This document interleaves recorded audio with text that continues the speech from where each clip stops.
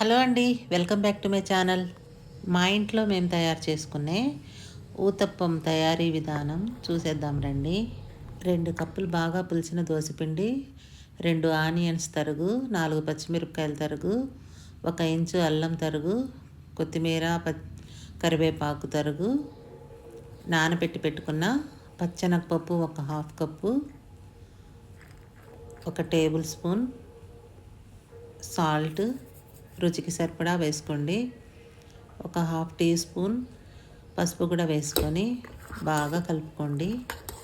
కావాలంటే కొద్దిగా జీలకర్ర కూడా వేసి కలుపుకోండి. ఈ ఊతప్పం పిండిని మామూలు దోశ పిండిలా కాకుండా కొద్దిగా చిక్కగా తయారు చేసుకోవాలి. చూస్తున్నారు కదా, కన్సిస్టెన్సీ ఇలా ఉండాలి. స్టవ్ మీద పెనం వేడి చేసి పెట్టుకోవాలి. అందులో మనం 1 నుంచి 2 చెంచాల వరకు ఇలా మందంగా వేసుకొని, దోసపిండిలా పల్చగా తిప్పకుండా కొద్దిగా మందంగా వేసుకోవాలి. ఊతప్పం చుట్టూ నూనె లేకపోతే నెయ్యి, ఈ రెండిట్లో ఏదో ఒకటి వేసుకొని చుట్టూ వేసుకొని ఊతప్పని బాగా కాల్చుకోండి. ఈ ఊతప్పం మీద మనం కవర్ చేసి లిడ్ పెట్టుకొని కూడా కొద్దిసేపు కాల్చుకోవచ్చండి. అడుగు భాగం గోల్డెన్ బ్రౌన్ కలర్లోకి వచ్చాక మెల్లగా రెండో వైపుకు తిరిగేయండి.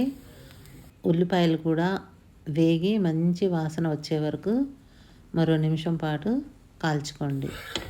అంతేనండి, వేడి వేడి ఉల్లిపాయ ఊతప్పం సిద్ధమైపోయింది. దీన్ని అల్లం పచ్చడి లేదా పల్లి చట్నీతో తింటే చాలా రుచిగా ఉంటుంది. మీరు కావాలనుకుంటే ఇందులో తరిగిన క్యారెట్ తురుము లేదా టమాటా ముక్కలను కూడా యాడ్ చేసుకోవచ్చు.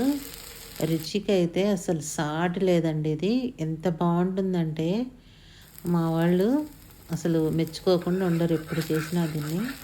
కాకుంటే దోసపిండి కొద్దిగా పులియాలండి, పులిస్తేనే బాగుంటుంది దీనికి. ఎప్పుడు దోశలు తింటానే ఉంటాం కదా, పిల్లలకి వెరైటీగా ఇలా ఒకసారి చేసి పెట్టండి, బాగుంటుంది. ఈ పిండితోనే మనం పొంగనాలు కూడా చేసుకోవచ్చండి. పిల్లలకి సాయంత్రం పూట స్నాక్స్ కింద ఇలా పొంగనాలు కూడా వేసి ఇవ్వండి, బాగుంటుంది. మరి నా వీడియో నచ్చితే లైక్ చేయండి, షేర్ చేయండి, నా ఛానల్ని సబ్స్క్రైబ్ చేసుకోండి. Thank you for watching.